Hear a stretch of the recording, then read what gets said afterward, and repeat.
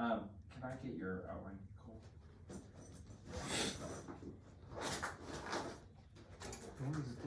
So next. Diet points off wearing denim. Yes. Figured. We can't wear denim. No. You have to wear dress clothes. What about These are dress boots. what about my church I did not jeans? take off points for your boots. I thought your boots were awesome. Why are you staring at me? You look good. Oh, thank you. I'm wearing dress clothes today. Yes. I like your shirt. Thank you. And your glasses. Okay. I used to wear glasses. That's good. So, all right. Ready, Becca? Yeah.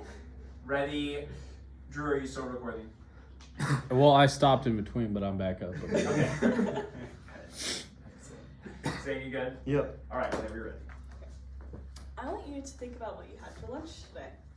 It might have been a sandwich with a bag of chips or a slice of pizza from the school cafeteria. Whatever you ate, there is a high chance that it is processed. Processed food is different from food of the past generations. The history of processed food, what processed food actually is, chronic illness, and the pros and cons of processed food can help us understand what it is as a whole. Looking back in time, food has not always been processed. Food was once centered around gathering and hunting. This shows a typical diet that would have been centered around gathering and hunting. It's called the paleo diet. You see a lot of fruits and vegetables and meats like fish. You don't see any bread or genetically modified food like corn, just very simple stuff. According to the article, The Historical Reflection of Processing Food by the National Library of Medicine, published in 2020, the oldest archaeological evidence of brewing beer, making bread, are suggested to be 13,000 and 14,000 years old. Respectively, while cheese making began in Europe approximately 8,000 years ago. This fact is important because farming, bread making, beer, and cheese are the earliest known steps towards processed food. Entering World War II, women had to enter the workforce, which means these women had less time at home to cook food for their families. So they had to think of something that would be quicker, easier to prepare, because there was no one at home to cook all day long.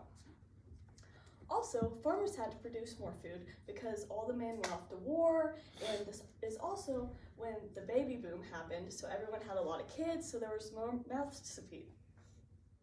Today we see less and less of the whole foods that appear in the paleo diet, and we see more processed foods. Processed foods can be defined as any food that has been altered from its natural state. This means there's additives added into it, such as vitamins, preservatives. In the US in particular, processed foods are very common. This is the four different levels that food can be separated into. We have unprocessed, processed ingredients, processed, and ultra-processed. You can see that there's fruits and vegetables in the unprocessed. Things like butter and vinegar are processed ingredients, whereas processed foods include ham, cheese, fresh bread, and then ultra-processed foods are very common in the US, and there's things like supermarket bread, cereal, and ready-made meals. The article published by Mayo Health Clinic in 2024 titled, "What You Should Know About Processed Foods," minimally processed foods have a place in healthy diets. For example, low-fat milk, whole grain, or wheat bread, pre-cut vegetables, and fresh-cut greens are considered processed foods. But as we know, these things can be very healthy for you. The FDA, which if you don't know is the Food and Drug Administration, oversees the US processed food industry. They oversee things like labeling, food safety, and the health departments. Labeling is important because you want to know what is in your processed food. You want to know the calories, what ingredients are added into it, and overall what you are ingesting. They also regulate food safety to make sure that there is not too much or too little of a certain ingredient in your food and that you're getting the right amount of nutrients in your diet. And then they also oversee the health departments that look into all these factories that are producing the food for you to make sure they are safe and clean. Processed foods have been found to be linked to chronic illness. According to the Harvard Public Health magazine, published in 2023, titled "Processed Foods Make Us Sick," about 708,000 Americans die each year from chronic food illness. Chronic food illness can be a variety of things. It can be things like heart disease, type 2 diabetes, certain cancers, mental health issues, and most widely, obesity. We see a lot of obesity in the US, and it can be linked to processed foods. 74.1% of adults in the US are overweight or obese. This stat shows that there is a rising obesity rate, and it actually can be linked to processed foods. It is linked to processed foods because they have a lot of additives like high fructose corn syrup or artificial dyes. Although some processed foods are not the best for you, not everyone has the time to cook homemade food every day, which is why some people actually prefer processed food. Some prefer processed food because they are easy to make, it saves you time, they are cheap, and they have prolonged shelf life.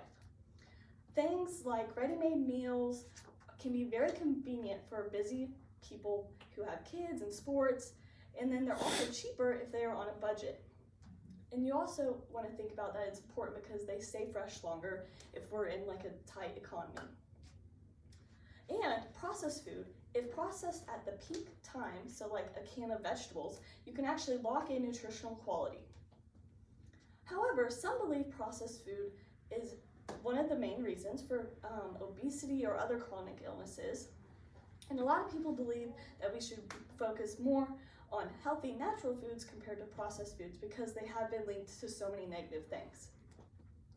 Farmers market fresh food is why some people dislike processed food.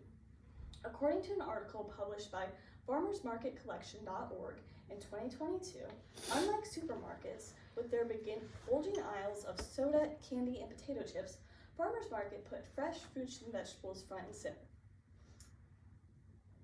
What we eat as a society has changed a lot over time. As we saw on my slideshow, we used to eat a lot of whole foods and things that were from the ground, grown or hunted, but now we have switched to eating processed foods, which is not necessarily a bad thing. Our ancestors relied on their hunting and gathering skills, and now we rely on our ability to grocery shop. Today's society knows that time is money, so we have less time to cook these homemade meals, and we often turn towards processed foods for a quick and easy snack. The history of food, what processed food actually is, chronic illness, and the pros and cons of processed food can help us understand what it is as a whole.